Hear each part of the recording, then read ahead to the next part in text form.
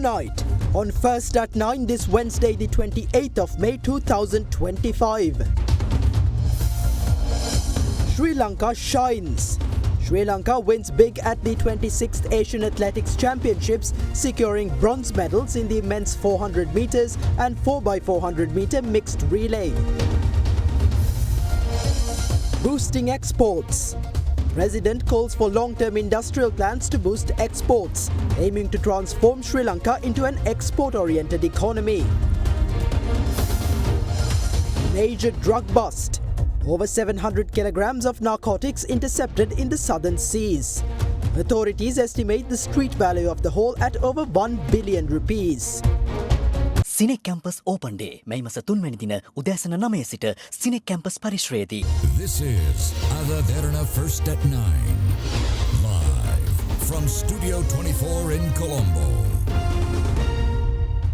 Good evening and welcome to First at 9 on Sri Lanka's most trusted news source, Derana. I'm Tharindu Mahendra, joining you live with the latest in Sri Lanka and around the world. In your top story tonight, relentless downpours and powerful winds unleashed by the intensified southwest monsoon swept across the country today, tragically claiming the life of a 39-year-old fisherman who ventured into the turbulent seas. In light of the worsening conditions, the Department of Meteorology extended the red alert for strong winds and signaled that the prevailing inclement weather is likely to endure in the coming days. Meanwhile, the Disaster Management Centre reports that over 1,500 individuals across 8 districts have been affected, underscoring the growing toll of nature's fury. Heavy downpours prompted by intensified southwest monsoon conditions continue to rage across the country today. Accompanied by strong winds, the persistent downpours caused widespread disruption, with fallen trees obstructing roadways and hindering traffic flow in several areas. Amid the hazardous conditions, a 39-year-old fisherman tragically lost his life when his boat capsized off the coast of Chilau. The victim had ventured out to sea despite red alerts issued by the Department of Meteorology. The other fisherman, who was on board at the time, had been rescued by a group of people in the area.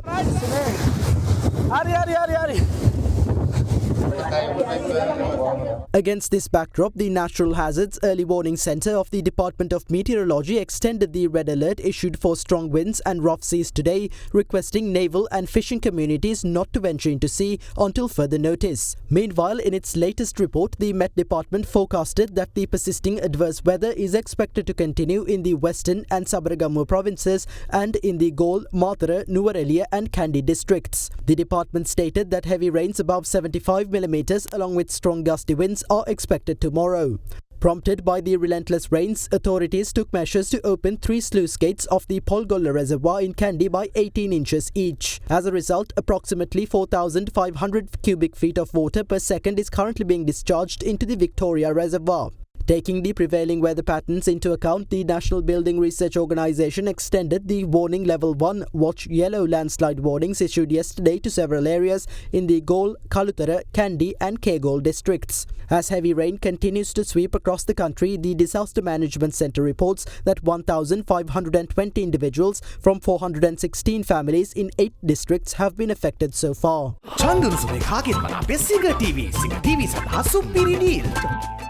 President Anura has underscored the importance of long-term industrial plans to address challenges in the export sector, aiming to transform Sri Lanka into an export-oriented economy. The head of state made these comments during a meeting held today at the Presidential Secretariat with the participation of heads of institutions under the Ministry of Industry and Entrepreneurship Development as well as from the Ministry of Finance and Planning. The discussion focused on government's strategic approach to strengthening domestic production and transitioning towards an export-driven economic model. Key topics included identifying the necessary steps to enhance the export sector and the presentation of proposals and development plans for the President's consideration. Poland's Foreign Affairs Minister Radoslaw Sikorski arrived in Sri Lanka today for a 3-day visit. The visit comes in the context of Poland's current presidency of the Council of the European Union. Sirkowski was welcomed by Sri Lanka's Deputy Minister of Foreign Affairs Arun Hemachandra. The Polish Foreign Minister is undertaking the Sri Lanka visit on behalf of Kaja Kallas, the High Representative of the EU for Foreign Affairs and Security Policy and Vice President of the European Commission. Polish Foreign Minister Sirkowski is expected to meet President Anura, Prime Minister Dr. Harini Amarasuriya and Foreign Minister Vijitha Herath during his visit and discuss ways to enhance cooperation between Sri Lanka and the European Union. CINEC campus open day මැයි මස 3 වෙනි දින උදෑසන 9 සිට CINEC campus පරිශ්‍රයේදී. Meanwhile, visiting Deputy Prime Minister and Minister of Foreign Affairs of New Zealand Winston Peters called on Prime Minister Dr. Harini Amarasuriya at Temple Trees yesterday. They explored the possibility of establishing a dedicated sports school in Sri Lanka with New Zealand's support. Discussions also focused on other areas of mutual interest, including technical collaboration in agriculture and advancing women's political participation. This was Deputy Prime Minister Peters' final high-level diplomatic engagement in Sri Lanka, having already met President Anura Dissanayake and Foreign Minister Vijitha Herath. He is scheduled to conclude his visit to Sri Lanka today. Meanwhile, Prime Minister Dr. Amarasuriya also received the Vatican ambassador to Sri Lanka, Reverend Dr. Brian Udaive, for a farewell call marking the conclusion of his tenure in the country. The Prime Minister expressed her appreciation for Ambassador Udaive's dedicated service and significant contributions towards strengthening relations between Sri Lanka and the Holy See.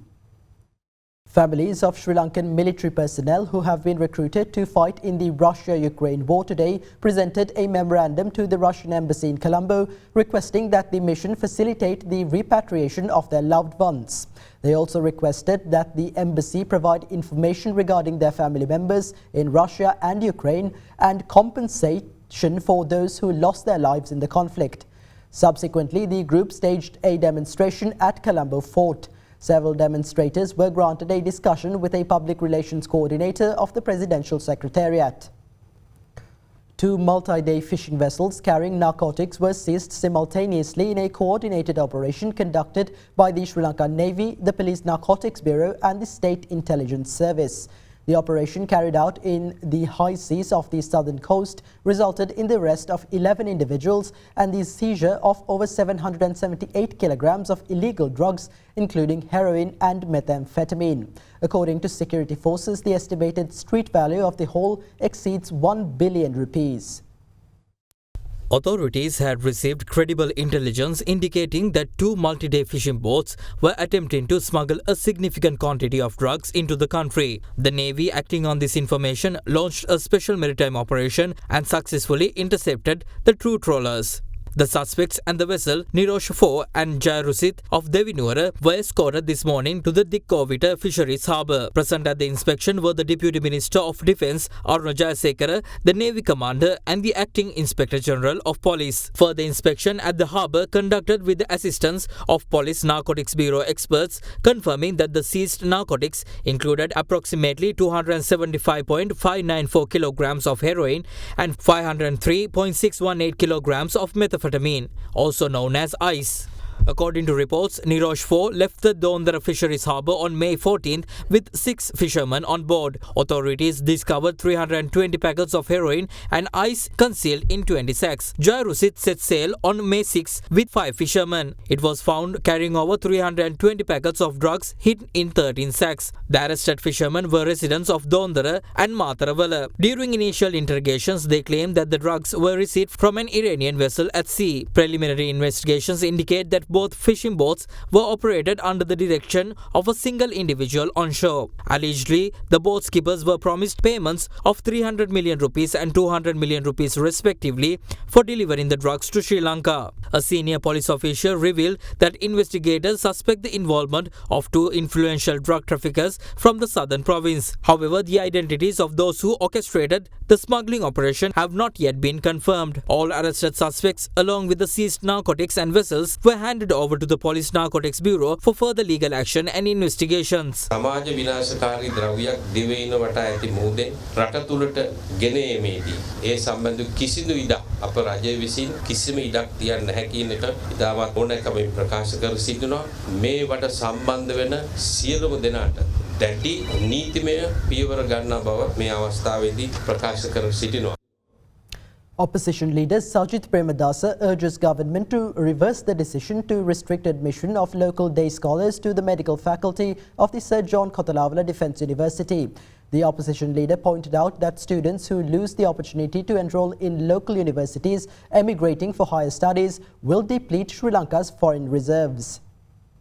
රජය තීන්දුව කරලා තිබෙනවා ශ්‍රීමත් John Kotelawala Government has decided to discontinue the medical degree course offered by the Kotalawala Defence University for local day scholars. The course was offered annually to 50 foreign students and cadet officers and 100 local day scholars, with the total number of students amounting to 150. We view the discontinuation as a curbing of opportunities granted to students. That is a huge mistake. The country generates foreign revenue through the foreign students enrolled in the course. When the local students who were expecting to pursue this degree emigrate to Australia, Malaysia and India, Sri Lanka loses foreign currency reserves that could have been protected. There is a shortage of around 15,000 doctors in Sri Lanka. Discontinuing medical courses is not a solution to this shortage. The only solution is offering more opportunities. We would like to inform the government that they are walking down the wrong path. We would especially like to urge the government to reverse this wrong decision. Leader of the Sarvajanabal parliamentarian Dilith Jayavira asserts that his party currently stands as the most formidable challenge to the government. Speaking at a public meeting, Jayavira claimed that the Sarvajanabal is continuing a transformative political journey despite the hurdles imposed by the ruling party. A public meeting of the Sarvajanabal was held in Monragala today under the patronage of party leader parliamentarian Dilith Jayavira. 7 months have passed since we entered active politics.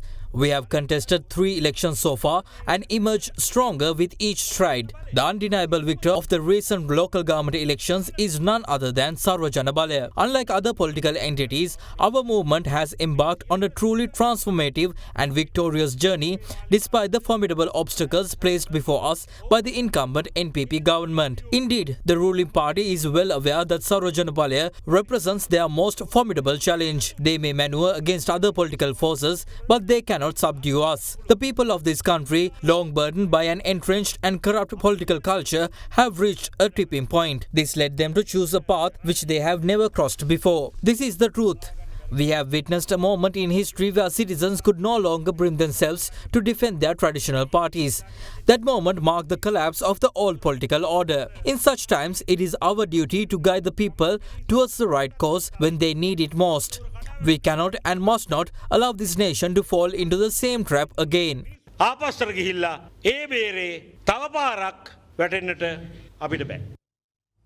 Political discourse heated up today with the opposition raising concern over the government's lack of response to over 300 shipping containers red flagged by customs being cleared without conducting proper inspections.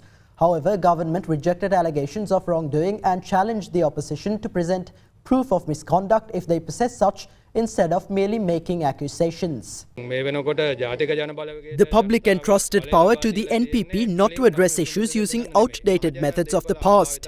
You will hear more in the coming days about misuse of public property, embezzlement of public funds and various acts of corruption and fraud. There is already visible progress in ongoing investigations.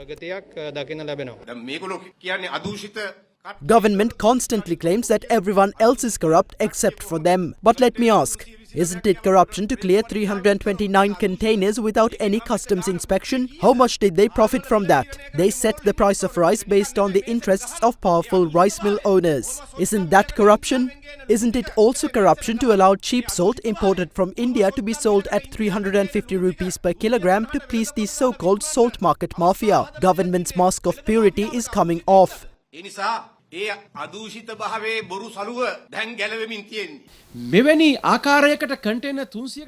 Bimal Ratnayake continues to avoid answering who, how and why the order was given to clear over 300 red-flagged containers. In the previous government, the individual most associated with corruption had the initials BR. In this government too, the figure at the centre of a major corruption scandal has the initials BR.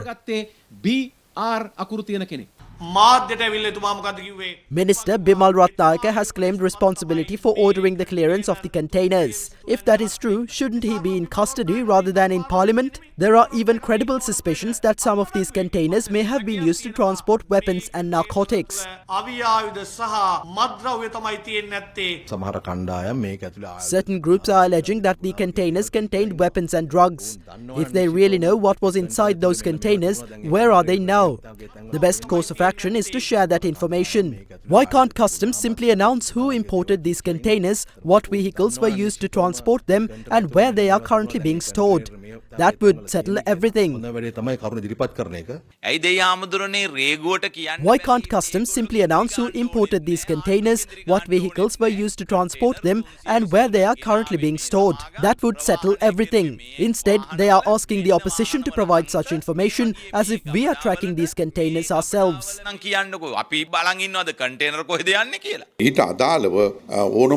Any investigation regarding the release of these containers is welcome. If there is evidence that justifies my arrest, then it should be acted upon. I have no objection. However, we strongly reject the baseless allegations made by the opposition. As crisis looms over public sector recruitment, the Joint Council for Professionals of Supplementary Medicine vowed to launch a joint strike action next week if government fails to fulfill their demands concerning the recruitment of allied health graduates to the public sector. Simultaneously, the Postal and Telecommunications Officers Union commenced a two-day strike action over a series of unresolved issues, including delays in filling vacancies and salary increments. A token strike was initiated yesterday morning by medical laboratory professionals and physiotherapists in protest against the recruitment of graduates from private universities into allied health service vacancies in the public sector. They demanded that allied health graduates be recruited into the public service as per the merit-based system approved by the University Grants Commission. The strike, which resulted in disruptions to laboratory and physiotherapy services in several hospitals, were called off at 8 a.m. today. The Court of Appeal issued an interim order yesterday suspending the granting of internship appointments to allied health graduates until the 11th of June. This ruling followed the consideration of a writ petition filed by 270 graduates of state universities who alleged discriminatory treatment in the appointment process. Meanwhile, internship appointments for candidates who qualified through a competitive examination were granted at a ceremony held in Colombo, presided over by Minister of Health and Mass Media Dr. Nalinda Jayatissa. However, the appointments were limited to radiologists and audiologists in adherence to the court order. Appointments for medical laboratory technicians and physiotherapists were withheld. Meanwhile, the Joint Council for Professionals of Supplementary Medicine vowed to launch a joint strike action next week if the issues concerning the recruitment of allied health graduates are not resolved by then. In a separate development, the Postal and Telecommunications Officers Union initiated a two-day strike in protest of several unresolved matters, including the filling of vacancies and salary increments.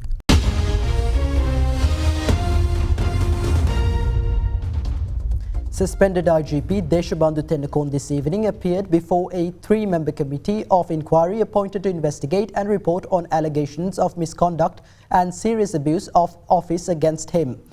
The investigative committee, which has been conducting preliminary inquiries over the past few weeks, formally commenced its investigation on the 19th of May. A special team was also appointed by Acting IGP Priyantha Veerasurya to assist the ongoing investigations in response to a formal request made by the Committee of Inquiry. Meanwhile, Supreme Court today ordered several petitions on the alleged unlawful appointment of suspended IGP Deshabandhu Tennakon to be taken up for hearing on the 8th of September. The petitions challenged the appointment of suspended IGP Deshabandhu Tennakon as the Inspector General of Police, allegedly without the formal approval of the Constitutional Council. The petitioners seek a Supreme Court rule that the decision violates their fundamental rights and that the appointment of Tennakon as IGP is unconstitutional and should be declared void. The Supreme Court also issued an interim injunction today preventing Deshabandhu Tennakon from exercising the powers and duties as IGP in effect until the conclusion of hearing of the petition.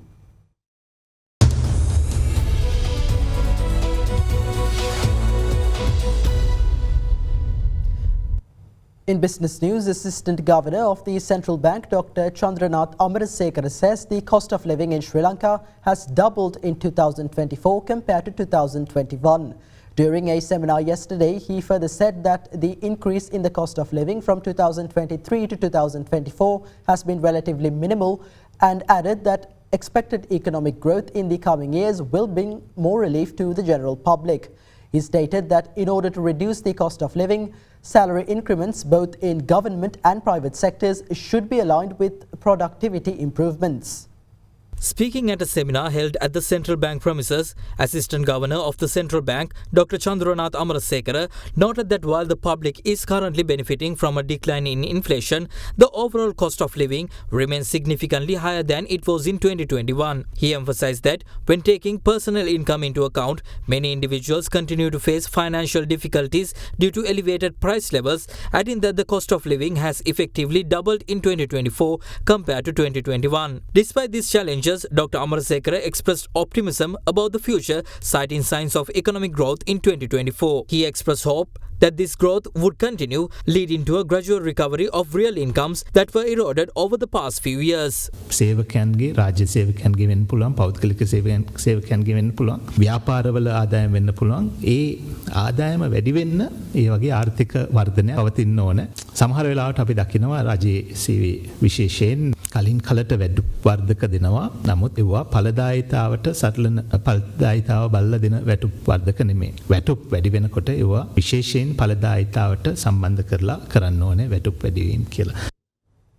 A special discussion regarding the sudden closure of the next apparel factory within the free trade zone in Katunayaka was held under the patronage of Deputy Minister of Labour Mahinda Jayasinghe. The discussion focused on the decision to close down the factory without prior notice. It was emphasized that such decisions should be communicated to employees well in advance. Factory management stated that they were willing to offer compensation packages to the affected workers that go beyond the legal minimum required under labour laws. They attributed the shutdown to prolonged financial difficulties, mainly due to high operational expenses over recent years. The Commissioner General of Labour announced that both the factory management and employee representatives have been summoned for a meeting on May 30th, where steps will be taken in line with existing labour laws. In the meantime, the broader apparel industry in Sri Lanka has also been severely impacted by the recent 44% tariff imposed by the United States on apparel exports. In your stock update, the ASPI gained for the 6th straight session today as the Colombo bourse closed on a positive note due to price gains in counters such as Haymas Holdings, Commercial Bank and Aitken Spence. The benchmark all share price index closed 0.33% higher at 16,712.87, while the more liquid S&P SL20 gained 0.19% to close at 4,918.62. Market turnover crossed 4.2 billion rupees. The capital goods sector emerged as the top contributor to turnover, followed by the banking sector. Foreign participation in market activity remained at subdued levels, with foreigners closing as net sellers, offloading shares worth 317 million rupees. With that, here's a look at today's exchange rates.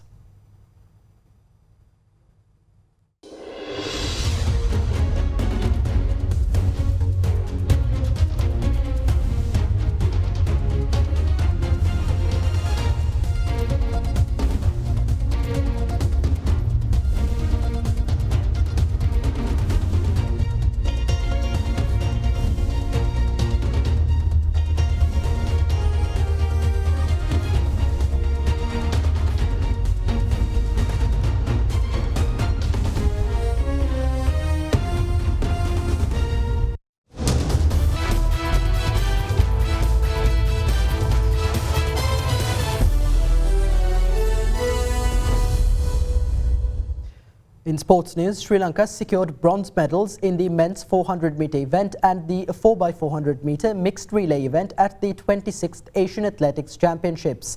Sri Lanka's Kalinga Kumarage secured the bronze medal in the men's 400-metre event, clocking a season best time of 45.55 seconds to finish third in the final.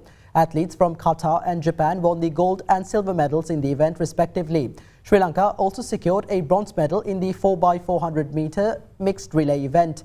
The Sri Lankan quartet of Sadev Vimansa Rajakaruna, Lakshma Mendis, Kalinga Kumarage and Harshini Fernando finished the final in third place after clocking a time of 3 minutes 21.95 seconds. India won the gold medal in the event while China secured silver.